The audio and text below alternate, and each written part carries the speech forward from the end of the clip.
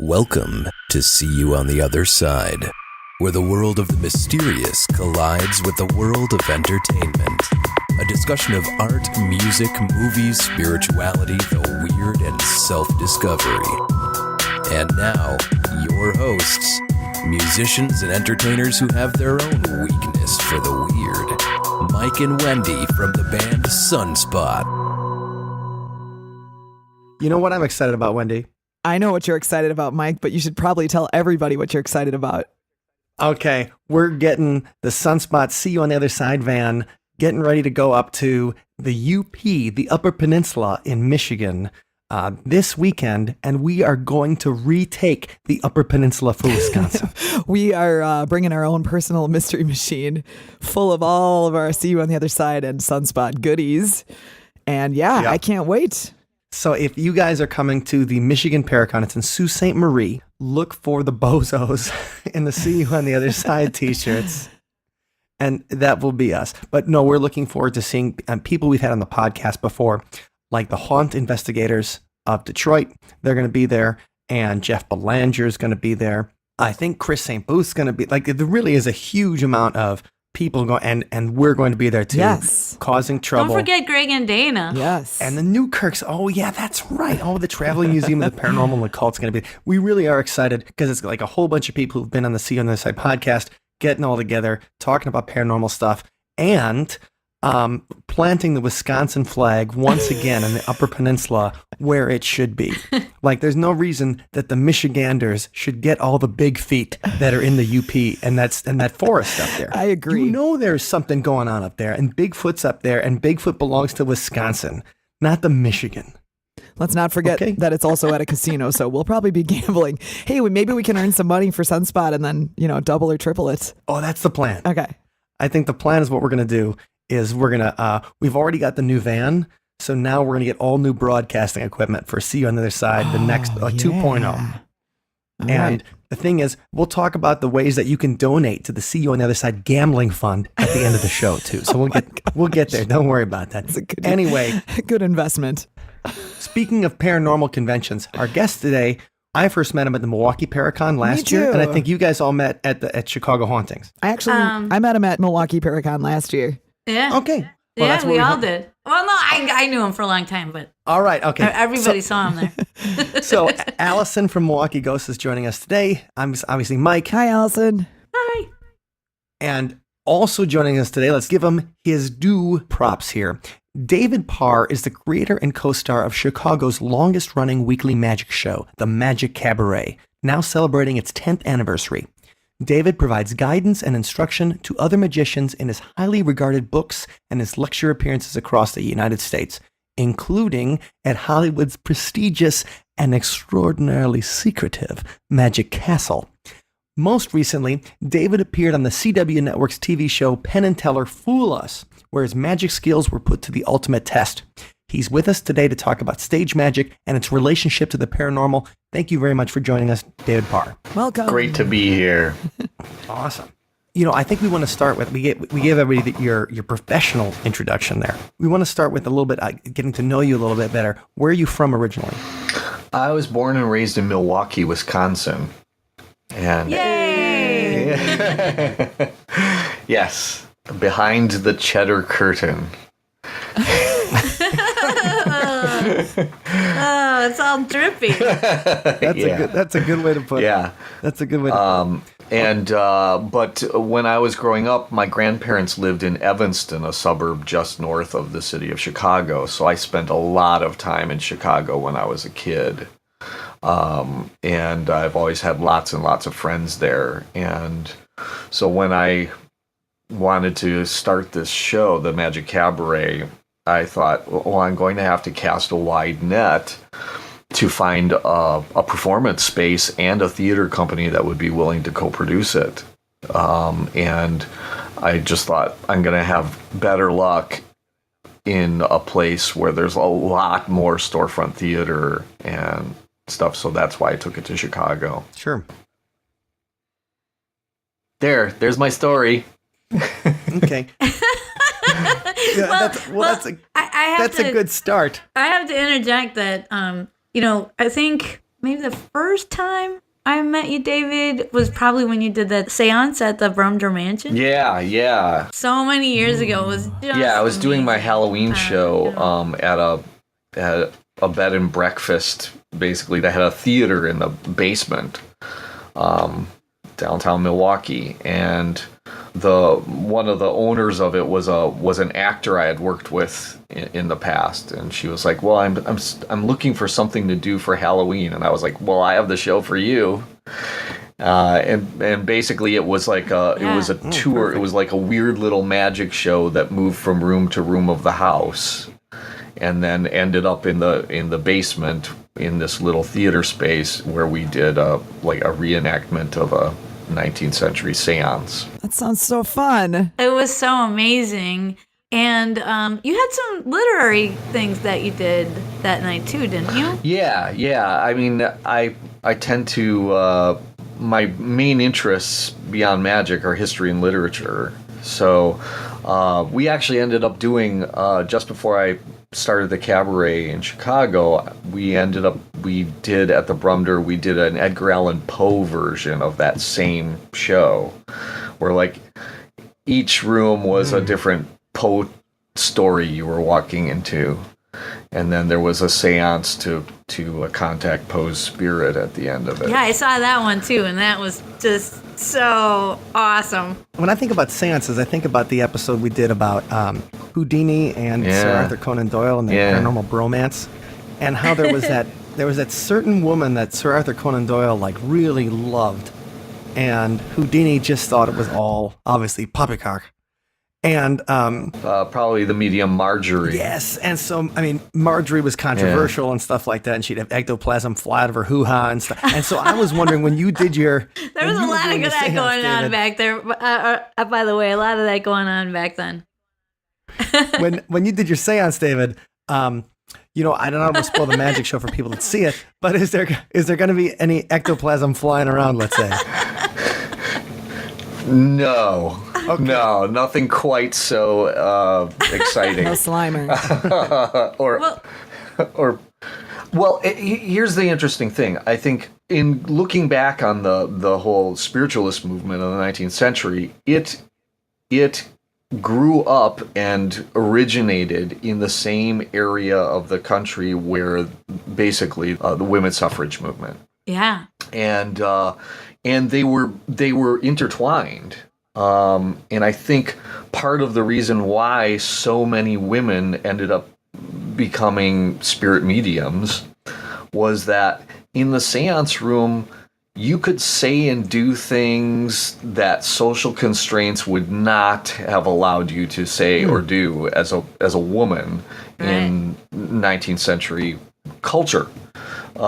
So they could get away with doing things that while under spirit control that would not have been the spirit allowed. Made me do it. Exactly. But, I mean, of course there's, we're talking about the racier aspects, but, there But it was everything. It was political speech.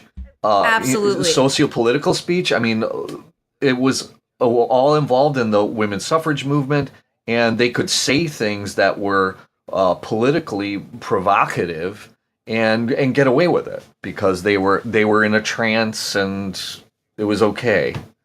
Yeah, it was but in that way, because it was so popular, it was helping advance society. And there's a whole book about it actually called Radical Spirits. Yeah, and excellent it talks book. about mainly the women's rights movement, but also there were a lot of spiritualists involved in many of the major movements, including abolition. Yes. They were very anti-slavery. And so a lot of the progressive ideas that have just become a part of our culture and hopefully will stay part of our culture right now, they're seeming under attack. But, a lot of these ideals that we take for granted were brought to us by the spiritualist movement. Right. And so for us to and it only cost a lot of people their credulity and their beliefs and their money, and it was only at the price of every kind of realistic kind of paranormal investigation. Okay. So now that's the other side. So there's two sides to anything. And, sure, there's a lot of problems with the spiritualist movement, but when you think of spiritualists, like the frauds are all you tend to think about today. And, there's a lot more that they had to offer. But, getting to this, we got to talk about Penn and Teller and Fool Us. Okay. Because that was just so amazing. Because you fooled them. I did. I fooled their faces off. And you got the special trophy with the FU. Yeah. Fooled us. Which, by the way, was whisked out of my hands the moment I stepped off that stage. Because that's the prop one. That's the prop one that lives in the flies above the stage. So, are you still waiting? Yeah, I'll get the real one when I go back. With your name engraved and everything, right? Yeah. Cool. Yeah, that'll be the real one. Okay, I hope you get the thing. That's just like they don't just send you a pin that says FU or something. No, like that. I get the actual trophy. Yeah. Now they also say like that people might get to work with Penn and Teller. So was that, they say we fool us. Yeah, I'll be booked to go back and do a spot in their show in Las Vegas, and that's when I'll get the actual trophy. I'll perform the piece that I did on the show, and that's amazing. Yeah, it'll be fun. I think it will be in September. That's my guess. Congratulations. Well, we'll have to make sure that everybody knows when the date is announced so that all of our friends who are in Vegas can come and check it out. Oh, cool. Yeah, and so let's dig into it a little bit. So how did you fool them? What do you think you did that prevailed when where so many other magicians have failed? Well, let's set up the trick real quick. It's a card trick. Okay. And, David, I don't know if you're predominantly, some people are card magicians, some people are illusionists. This in particular is a card trick, and I don't know how you would describe it in magician's parlance. It's magicians would call it a do as I do type of card effect, meaning that the participant in it is basically mirroring the performer's actions. And you didn't just have a participant in it. You had Allison Hannigan. Yeah. The girl who famously said one time at band camp. Yeah. She's the one that made Bored that. now. She introduced that to society. Well, we like to think of her as Willow. Yeah, exactly. That was a big deal for me as a Buffy fan, sitting next to her and getting to hug her at the end. That was the... Yeah. I would have done that even if I would have fooled it. I heard her hair smells nice. Her hair smells pretty. I can attest to this. Like strawberries? Not strawberries, no. Okay. Let me think about that. I'll think of an analogy. I don't know. Kinda. Yeah. All right, work on that. Yeah, it's the Stalker Podcast, brought to you by See You on the Other Side. So anyway, I I developed this piece of magic while my leg was broken. And in testing it, I showed it to, when I got the booking on Fool Us, I actually wasn't going to pitch that idea to the producers of Fool Us because I thought they probably get hundreds of card effects from magicians all over the world. So I pitched them a string of ideas that were all did not involve playing cards, and they rejected every one of them. And then it came down to, well, I have this one idea left. I might as well pitch it to them, but they're probably going to say no. And that was the one they liked. And I specifically said this would be fun to perform with the host of the show. And I think that was the idea they latched onto, was they could imagine Allie Hannigan having a fun time. And she did, it appeared. Yeah. Oh, she was perfect. I mean, and that's zero rehearsal or anything. I mean, all of that was a surprise to her. Cool. And when you guys do it, now one thing I was interested in is, number one, like where's the teleprompter and stuff? Because it seems to me like some of the jokes that they have her do are so cheesy. Purposely, they're purposely, it's obviously to the broadest audience and stuff like that, but it's like, are you aiming these at preschoolers or what are you doing? Some of those jokes they have her do. There's no teleprompter. And the whole thing's recorded in front of a live audience with basically no rehearsal. And it's all a surprise to Penn and Teller. They don't even tell Penn and Teller who's been booked on the show. Oh, that's cool. So that when your name is announced and you walk out on the stage, it's a surprise. And so anyway, so when I got the booking, I started testing the piece by performing it for friends of mine who are magicians. And I'd perform the piece and then say, okay, do you have a theory? And many of them, to my surprise, said, well, I got so caught up in the fun game part of it that I forgot to look for signs of the method. And so they were fooled by it. And I thought, okay, cool. This is going to work in my favor. So I had initially estimated my chances of fooling Penn and Teller at about 30%.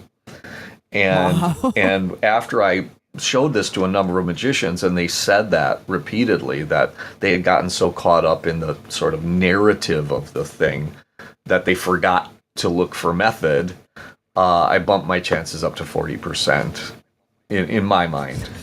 And then when you blew them off the table, off the stage, then it was 100%. You're like, I got you, big guy and dude that doesn't talk. Yeah, well, the look of surprise on my face at the end when they admitted they didn't even have a theory. That was so cool. Was genuine. I was shocked because I'd never seen that happen before, where they didn't even have a guess. They had nothing. And they had conferred for a long time. I mean, what you see on the show that aired is about 30 seconds of nearly 10 minutes of them talking and trying to come up with a theory. Allison Hannigan and I ran out of things to talk about. She was interviewing me after I performed the piece. And eventually she ran out of questions to ask me. So I started interviewing her. And so I'm like, so Allison, you see a lot of magic. Are you able to, let go of the puzzle mind and just enjoy the mystery of it? Or are you always trying to figure it out? And she said, I think I'm a little of both. And so then we talked about the value of mystery and that feeling of not knowing and being able to stay in that place and enjoy that feeling, and the people who can't let go of the puzzle mind, that everything is a puzzle that demands a solution. Sure. Everything in life, and then eventually I ran out of things to ask her. You got philosophical, it sounds like. Right, you're like, yeah. Oh, we totally did. And because the other thing she asked me about, she said, I hear you've worked as a director in theater and an actor, and she said, do you think that helps as a magician? I said, absolutely, because I think some people find magic annoying. They find it frustrating because they can't figure it out. They think that it's, again, a puzzle that demands a solution. So, and they can't let that go. And so they find it frustrating, and then they're not enjoying themselves. and so I said, I think the way to engage with those people who are very puzzle-minded is to introduce another level to the performance on which they can engage with the performer and the performance, and that's a narrative level. And that's theater. That's the dramatic or theatrical level of it. Well, that's part of what you were doing when you were telling the story about how you got hit by the car. Yeah. And you wanted to figure out something out to blow their minds. And you had a couple of months to do it while you were laid up, and then you came on, and then you delivered the goods. And so it was like Babe Ruth pointing at the place in the outfield. I wish it were that cool. but yeah, it was kind of. Well, actually, a friend of mine pointed out to me, he was like, if you watch the bio segment that ran before they showed my performance, that was recorded the day before the live shoot in front of the audience. And it's basically an interview, and they pull the quotes out of it that they want. And one of the last questions was, well, what's the ideal outcome of this for you?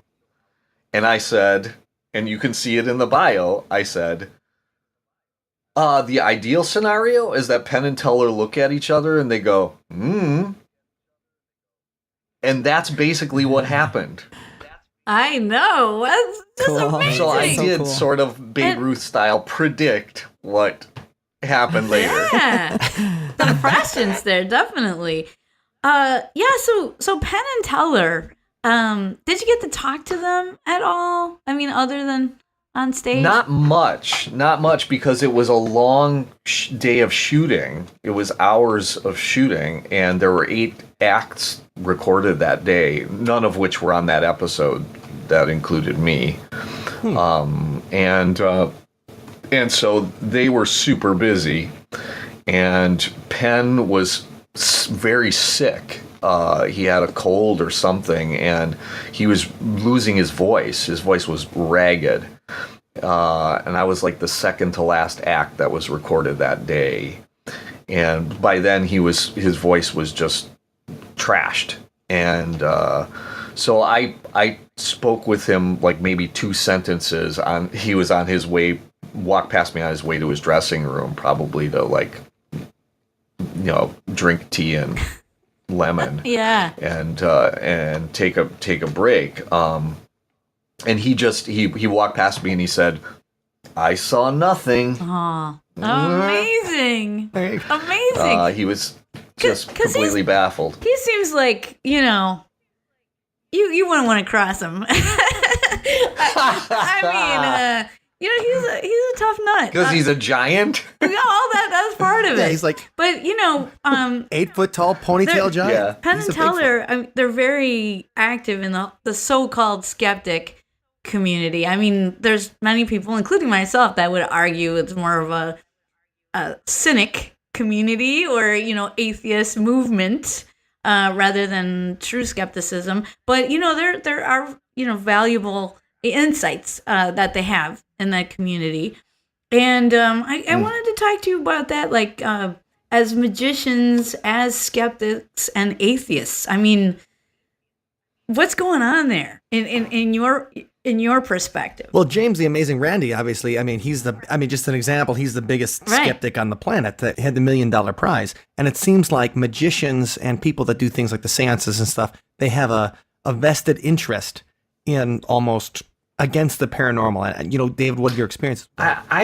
My point of view is that skepticism has been co-opted, that word has been co-opted by debunkers.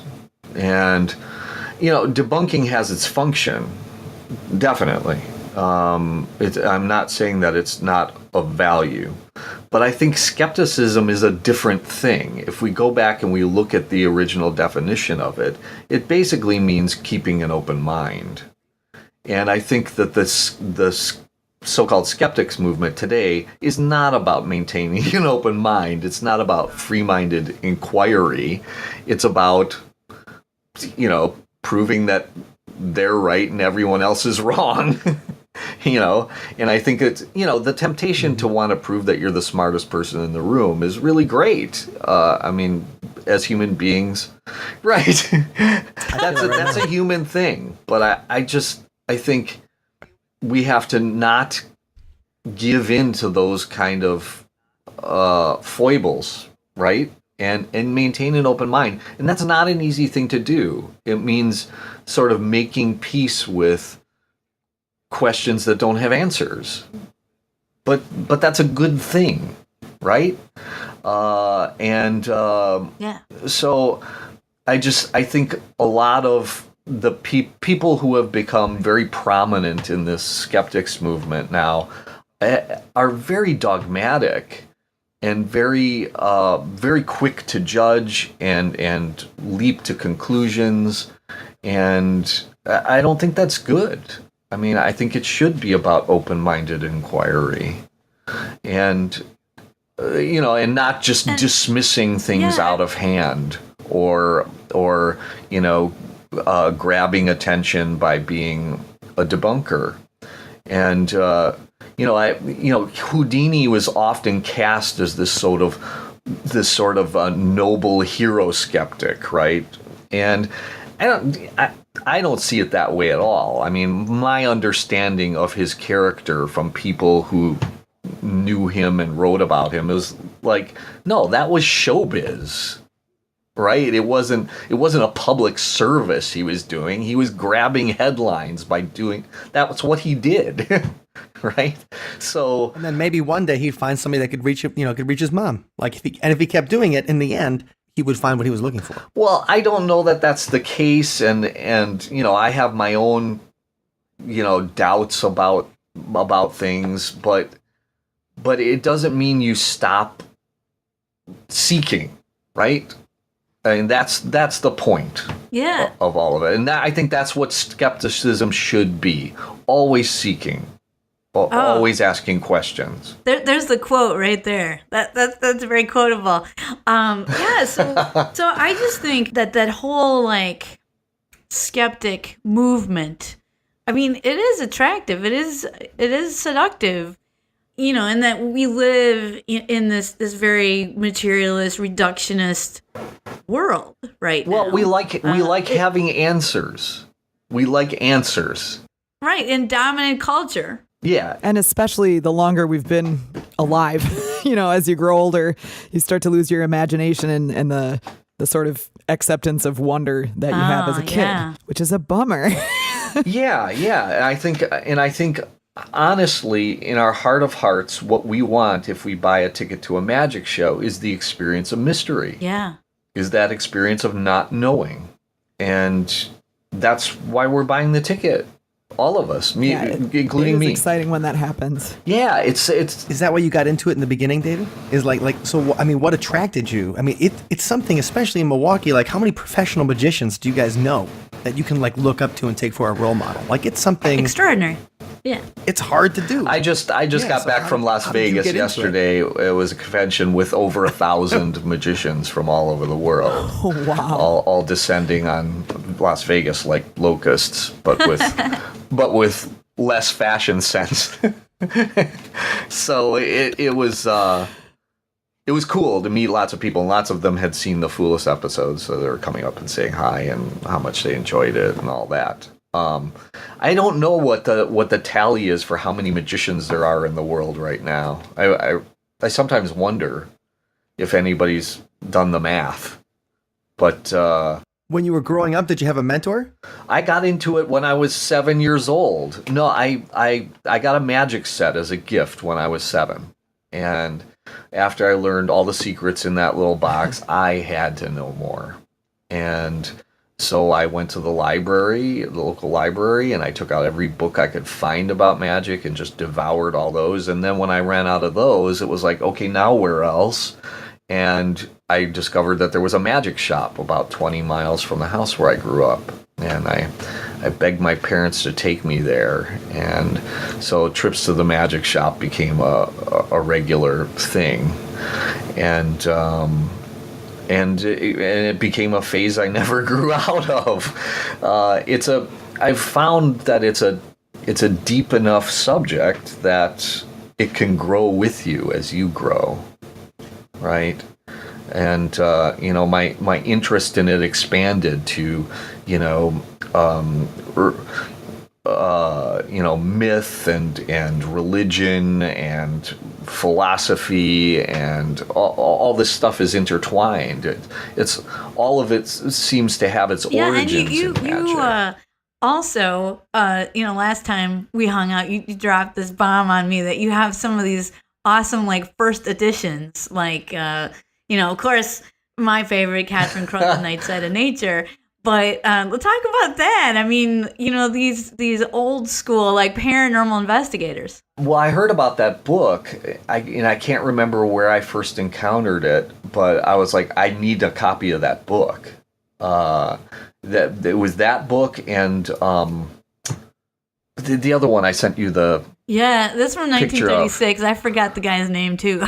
Oops. We'll have to put what's it about? Lord something or another's ghost book. Yes. These were the two books that came up over and over again. I encountered their names over and over, and I thought, okay, I need copies of these books. So I set about hunting them down, and this was in early internet days.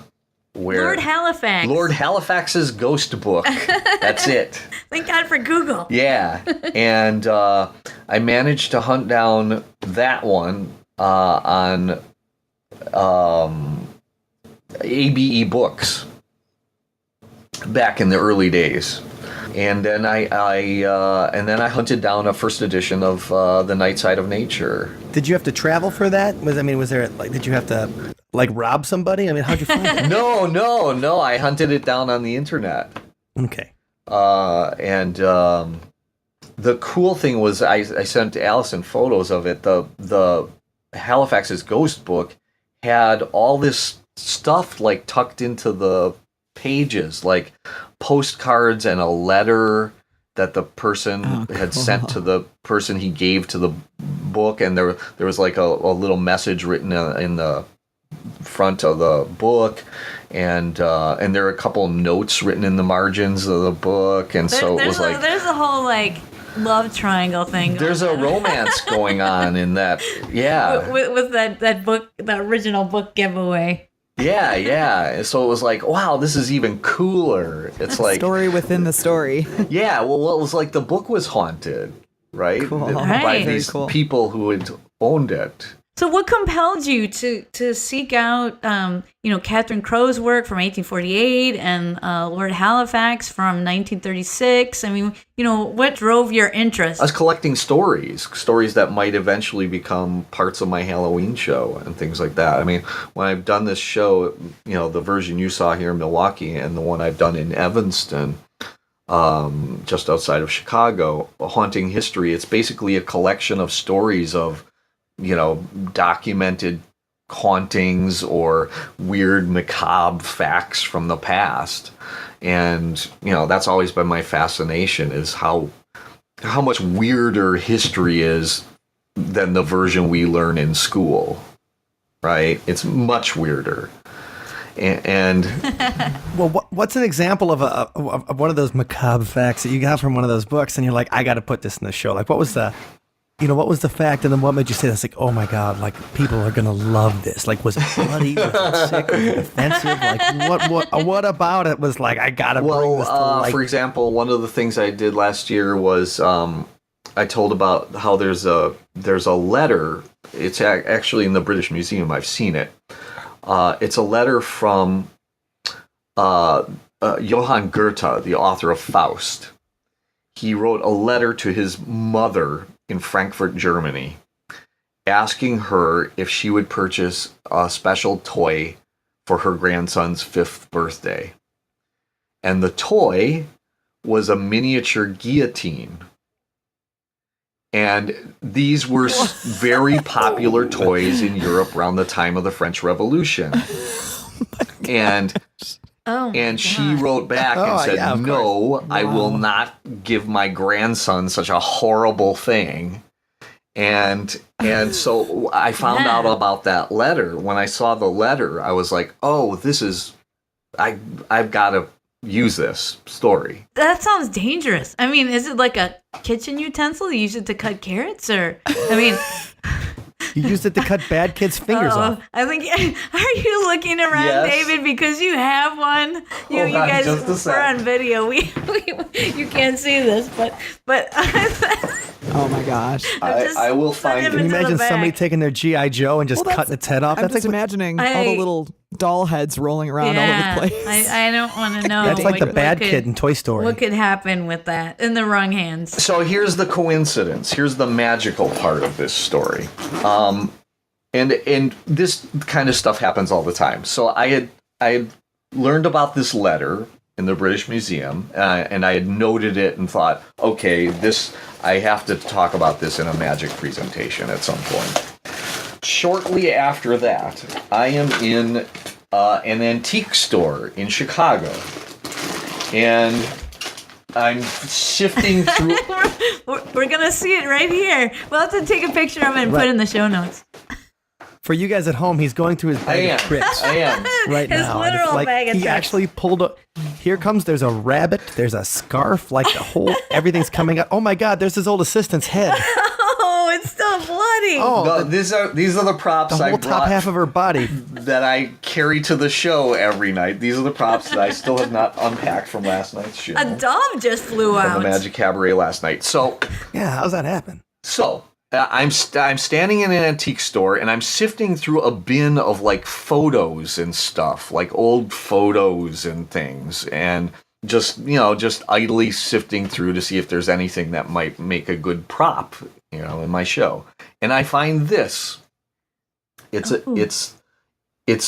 a portrait of a woman, and in 18th century garb, and I look on the back of it and it says Goethe's mother. Oh, man. Okay, let's describe the picture for the listeners just because they can't see it. First of all, it's in a really pretty frame, kind of an antique-looking, intricate metal frame, I'm guessing. I just took a screen cap of it too, so I've got it. It's a black and white portrait, and she's wearing, what is that, a hat or a turban? Or Yeah, Okay. yeah. Yeah, it's kind of a hat. It's a hat turban. Very she looks like a matronly woman. yeah, strong face, very stoic. And it's Goethe's mom. Oh Wow. my goodness. And this was who he was writing that letter to, asking her to purchase that Yeah. toy. What are the odds? Synchronicity. Jung was talking to you. So I was like, okay, sold. So I bought it. Oh, we got to talk more about that and Yeah. synchronicity. And this happens all the time. We live in a magical universe. So, yeah. Oh, so, okay. Hold on. I Let me ended shut up up. putting the Oh piece my in my gosh. show, and this is the prop. The wee Should put a carrot guillotine. in. Yes, you could put. So what happens in the show is someone in the audience puts their finger Oh. in, and I end up driving the blade through their finger Wow. Oh, that's horrible. I mean, that's just what Goethe's kid would have done. with bloodier results. Oh. Yeah, and that's what the French did with everybody in 1792, but it was with their heads. So let's talk about this magical universe and get into maybe some of your thoughts on the paranormal. I mean, obviously you have to be skeptical because you know how easily people can be fooled. But Absolutely. what is it about this world that still intrigues you and still is still a mystery? Well, there are lots of mysteries. I mean, there's always another mystery, right? Each piece of knowledge comes with another mystery. Right. Well, what Right. are some of And your it- favorites? Your all-time favorite weird paranormal stuff? I mean, The stuff that's fooled you like you fooled Penn and Teller. well, I'm being human. I've sat in on stuff where like seance recreations and stuff where I experience weird things, and it's like I did this presentation I was asked to give a presentation on spiritualism at a conference for anthropologists years ago, and I at one point in this presentation I was talking about the psychology of the seance room and what makes it work. And I said, basically, the way it works is that you create a sense of expectation or anticipation of something weird happening. And what that does is it just psychologically starts the imagination going so that something weird does happen. Right? Because our minds just latch onto some little thing and turn it into, well, there's a ghost in the room, right? And whatever the coincidental thing is, our minds just create it. So in a sense, the ghosts are in us, just waiting to come out. They're waiting for the right situation, the fertile situation in which that expectation or anticipation exists. And then out they come, right? And you do that all the time in your show, Absolutely. I'm sure. Like you set people up, and then there's misdirection in the whole thing. Where I create an atmosphere in which it's a spooky old house that we're touring through. And I create this atmosphere, and we turn off the lights, and it gets very dark, and I set it up with a story maybe, and now it's the stage is set. for weird stuff to happen. I've had people describe to me after seeing my show, describe to me things that they experienced that were not planned by me, were not done by me. Yes, yes. And we got to talk about your ghost story from the Brumder. Oh yeah. Because and that's just one example. Because right now, as you're talking, you're talking about staging, like set and setting, expectations, but that doesn't mean that there isn't something beyond that. I mean, who knows? Right. And I've had my own experiences now. I mean, I was very on the cynical side for a long, long time. And, I've started to now open up to things, and things have actually started happening. So now I can't be so quick to dismiss things. Well, there were two incidents in this conference for anthropologists that I think bear mentioning.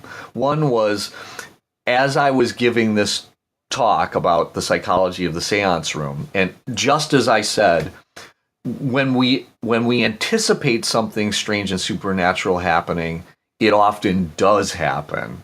Just as I said those words, as if on cue, the lights in the room flickered, dimmed down, and then went back up to full brightness. And the room was silent. And I said, "See what I mean?" And everybody cracked up. Everyone broke up laughing. And I thought, well, there's the illustration. There it is. Yeah. And I could see to the back of the room. There was no one near the dimmer switches. So whatever that was, but that's the example.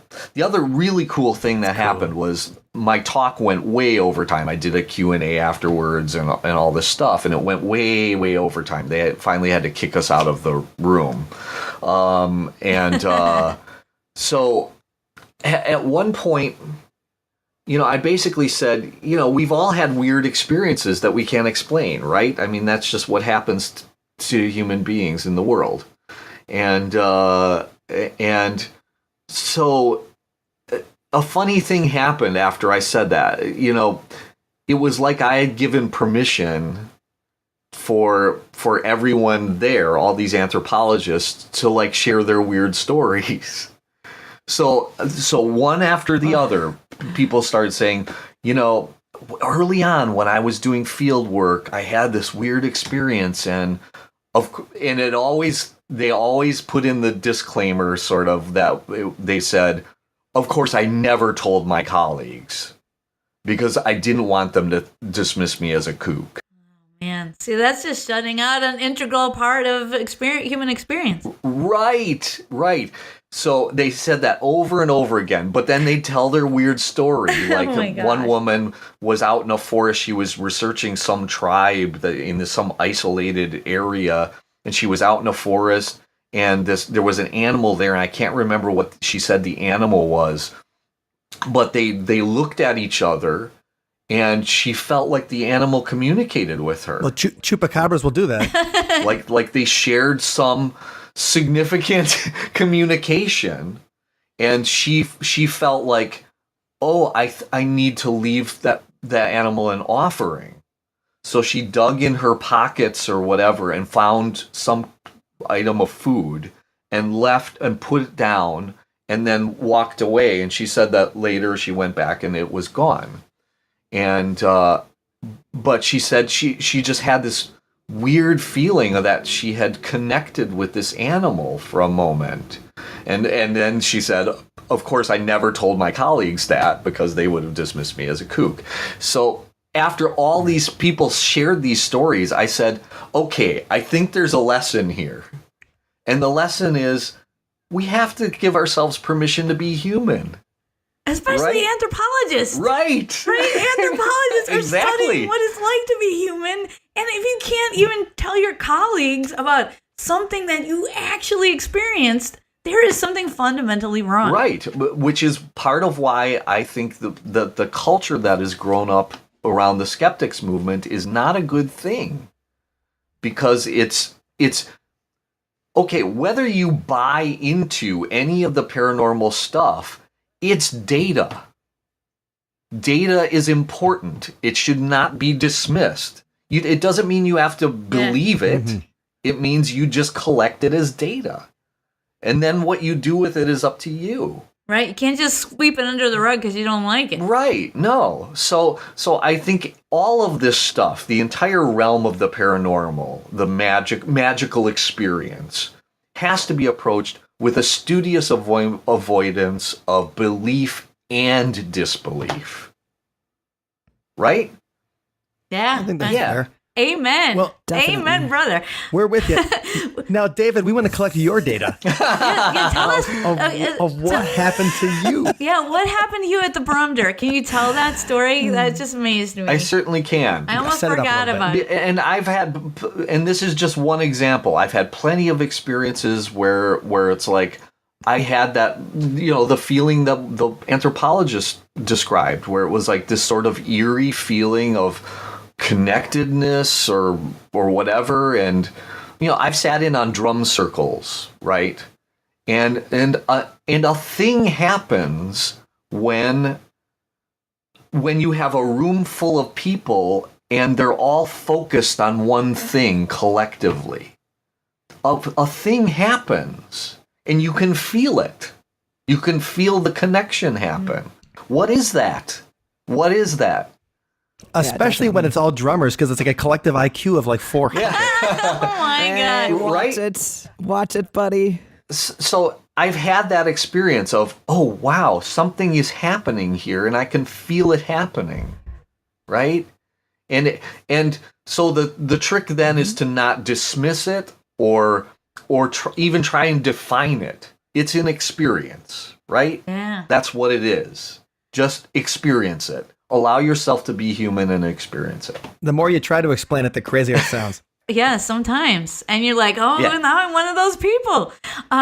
So when you're at the Brumder Mansion, which is this old mansion in Milwaukee, Wisconsin, and you're in the basement theater and you are doing your recreation of a seance, and then you experienced something, yes, which wasn't part of the plan. Can you tell that story? Yeah, it was at the point of the show where the lights have all been put out, and we're all sort of sitting in the dark, holding hands and deep breathing and inviting the spirits into the room. Kind of sexy, right? Yeah, sorry. Yeah. We're back to that again. Oh, sorry. Yep. Yeah. Ectoplasm flying everywhere. Yeah. Okay, go on. It is kind of sexy, and it's kind of, it's a collective experience, right? It's we're all connected at that point, right? And for a lot of people, we don't have a lot of opportunities for that kind of collective experience anymore. So it's a valuable thing as an experience.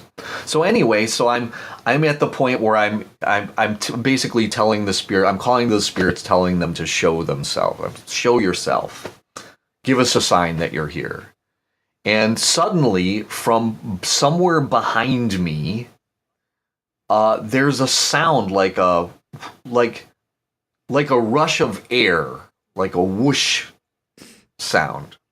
And then afterward, there's a glow. I can detect that there's light in the room. And there shouldn't be, but it's coming from behind me. From behind you?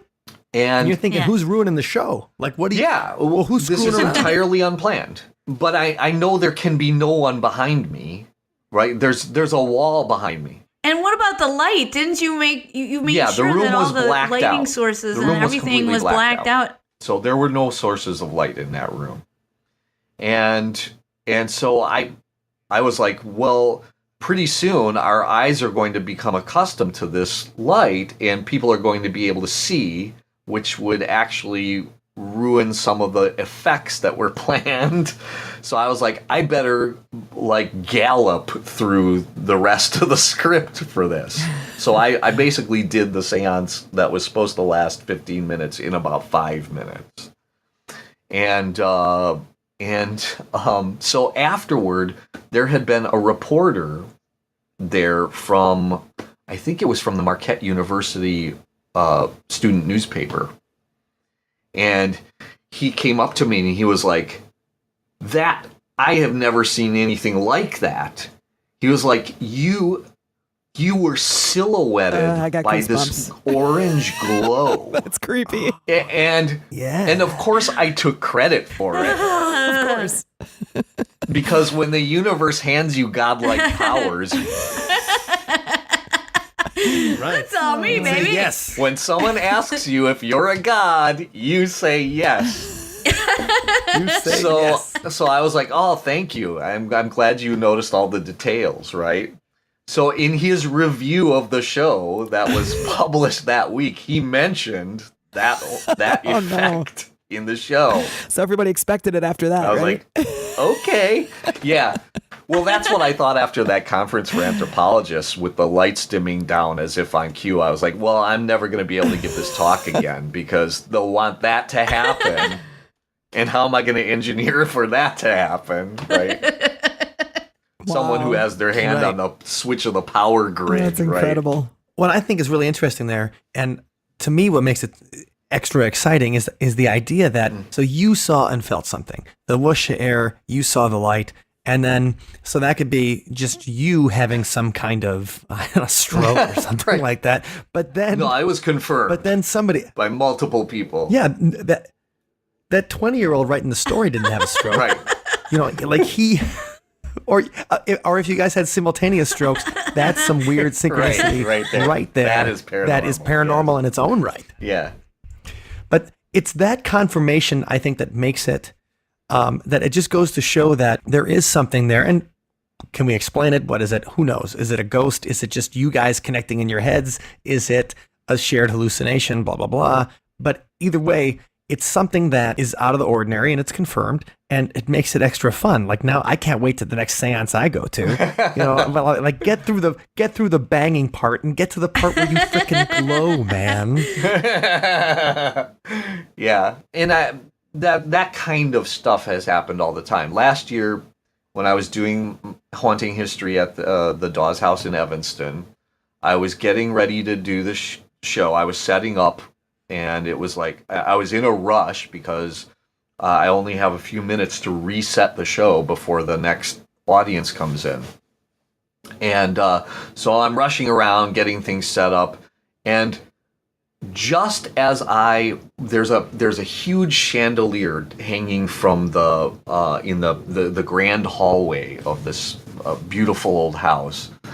There's a chandelier hanging down from the 3rd story, and just as I passed beneath that chandelier, I heard this pop, and suddenly shards of glass showered down on me. Whoa. One of the bulbs in the chandelier had burst right when I was standing underneath it. That's some energy. Yeah. And I thought, okay, good thing this happened now and not during the show, because although I would like to take credit for it, showering the audience with shards of glass probably isn't a good thing. Not very good. Yes. How much liability insurance you have? Yeah. But I do like the fact that these things have happened so many times that, you know, you never know. If you go to one of his shows, Something weird. one of Who your knows? invisible helpers might Right. do something. Who knows? And I think we should plan a See You on the Other Side field trip Yeah. to go and check out one of David's shows for sure. Oh, that would be absolutely. fun. That sounds like a lot of That fun. would be super fun. So, David, we've also talked about hypnosis, and that's another mystery. I mean, because I didn't know what to think of it, and I'm thinking it's poppycock. And what did you say?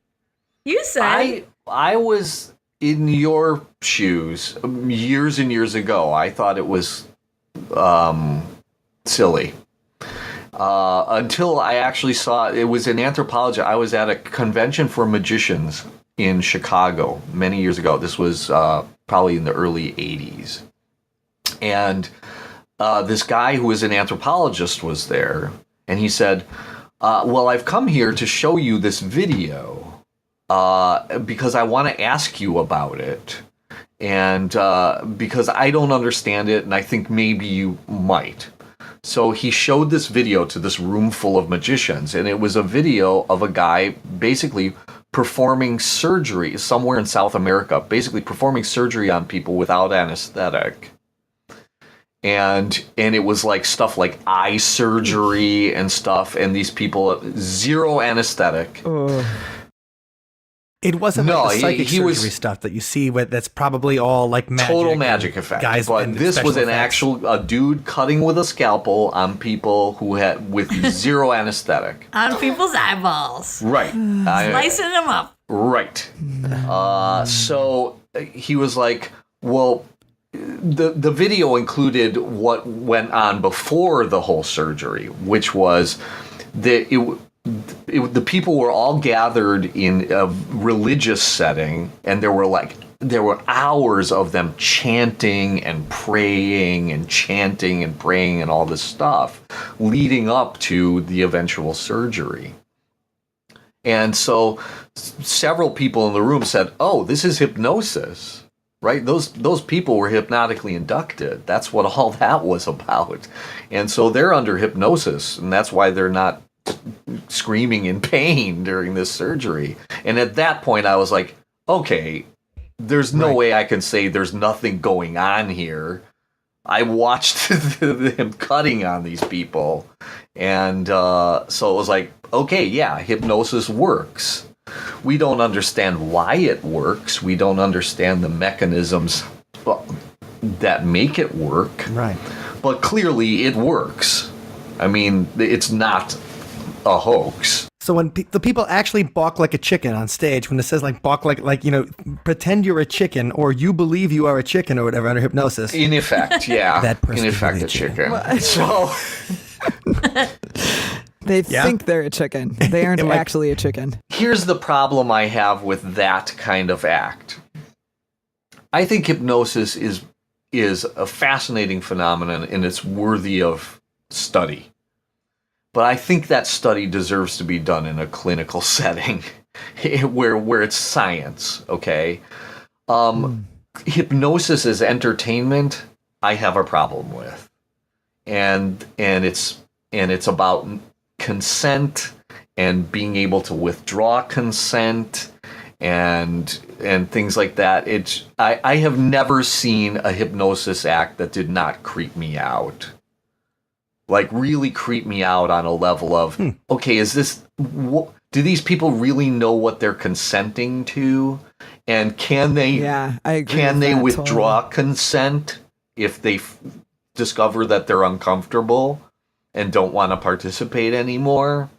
And the idea of presenting this phenomenon that we don't particularly understand fully as entertainment, like, ha ha ha, you're going to perform simulated sex acts in front of a group of total strangers, and isn't it funny and amusing? I think it's not cool. Okay. Mike's like, yay! I agree. No, bad. And I've voiced my concern before about when on America's Got Talent, when Howie Mandel, the hypnotist, made him shake someone's hand without a glove, and he's got the OCD really bad. That's pushing past the boundary. I thought that was so, and that's not entertainment. Not cool. I mean, and we've discarded bear baiting and all kinds of other things that were considered entertainment in the past. I think it's time to take hypnosis and put it where it belongs, which is in a clinical setting where we can study it and figure it out if we can, and not be doing it as entertainment. I just think it's not a good thing. I think that's interesting because, one of the things they talk about in hypnosis is the hidden observer or whatever, or that idea that inside you still have this voice of reason that's still, talking about it. So I watched a video with Dr. Philip Zimbardo, the man behind the prison experiment, the Stanford prison experiment. And so what he was doing is he was putting people's arms in freezing ice cube water. And he's asking them how much pain it is. And so they would have somebody not hypnotized and then somebody hypnotized have their arms in the water. And the person hypnotized could keep their arms in for much longer, but they would be able to tell you accurately how much pain it was. So as the person who was hypnotized, they'd be like, how much pain you feel, 1 to 10? They'd be like 8. How much pain you feel? 9. And they still wouldn't move their arm because they were told not to move their arm. And the idea was that there was still somebody inside them, or there was still a piece of their consciousness or whatever that knew exactly what was going on, was able to talk about it, was everything. And they called it the hidden observer. And I just, always think that, there's so much to hypnosis that we don't know about. So much to the idea. I think about this. We've talked about before the idea that humans might be able to be programmed, programmed in the way of, we were talking sulfur as a trigger for our program. Sure. Or Manchurian candidate territory. And so, hypnosis is in that. And so when you're, would you let an entertainer on stage take your iPhone and screw with all the settings and stuff like that and screw with all the code? No, but you're letting that person on stage screw with your programming code in your head. Yeah. So I can see why you have a problem with it. Yeah, I do. And and it just, like I said, every hypnosis act I've ever seen gave me a creepy feeling. And not the good kind, the bad kind. Right. And that's what I was about to do. Yeah. I was about to say, David, because we got to have you on again to talk more about your experiences, more about your magic show. We could have a whole show just on... And the Magic Castle. Oh, yeah, and the Magic Castle. We didn't even get to that this episode. Performed at the Magic Castle. We've got more to talk. We've got more to talk about in a follow-up. Especially we get closer to Halloween, we can talk about the history behind your seance shows and the research that had to go into that. So I can't wait to talk to David Parr again. But if people want to get that creepy good feeling, where can they find you? Well, check my website. It's davidparr.com, and that will have any announcements about where I'm doing shows. I do the Magic Cabaret in Chicago every Wednesday at 8 o'clock. That's usually got some weird stuff in it, especially around Halloween season. We always put something spooky in the show. We did something with a haunted ventriloquist dummy last year. That was fun. Well, we're gonna Fantastic. You guys can find that in the othersidepodcast.com. At the show notes right there, you can find a link to David. You can find a link to the CW episode that David was on. Fool Us, because all CW shows are available for free to watch whenever you want online. So we'll have a link to the show and more of David's cool stuff. I just want to thank you very much for spending an hour with us to show us some of your very cool experiences as a magician, David. Thank you, and I can't wait to come back. Thank you. Thank you so much, David. Well, one of the things that we discussed in the podcast was that humans really love mysteries. That feeling of wonder and not knowing helps keep life interesting and fun, and magic is definitely part of that. We all love being fooled a little bit, whether it's willfully getting engaged in the suspension of disbelief during a movie, watching a lady being sawed in half on stage, or even in our relationships. There's what's real and what we want to believe, and often it's just more fun to say to the person we love, lie to me.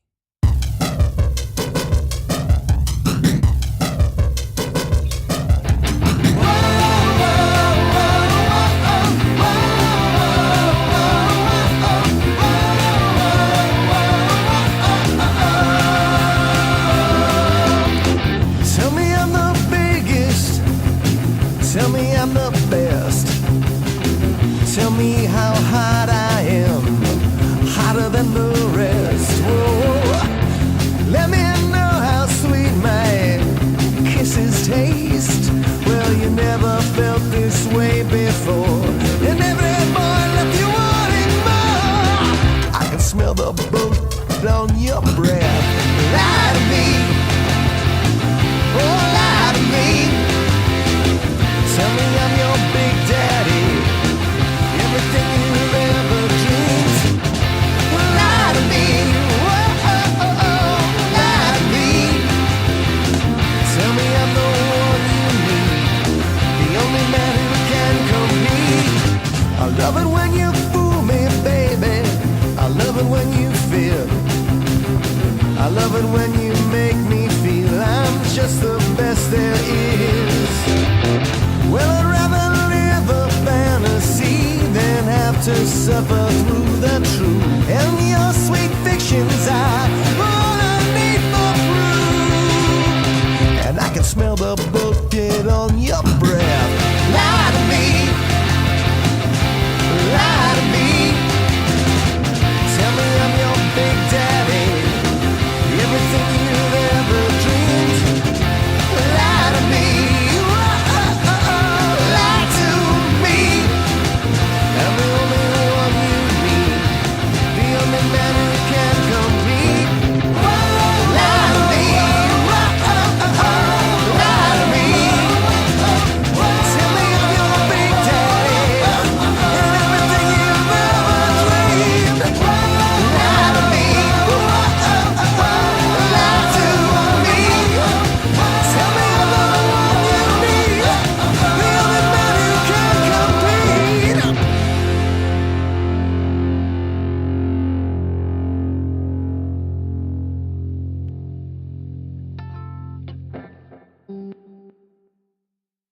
Thank you for listening to today's episode.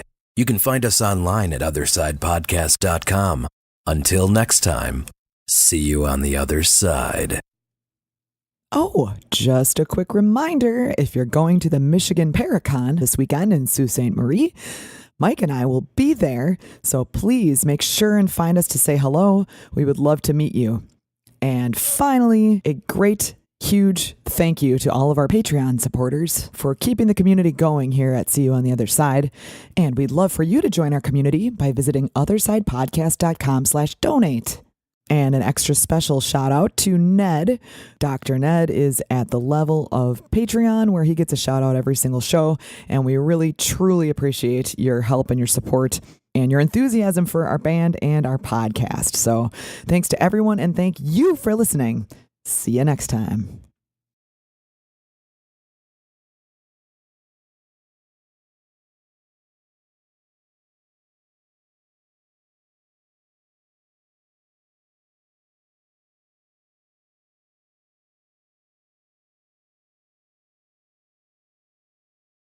You used it to cut bad kids' fingers off.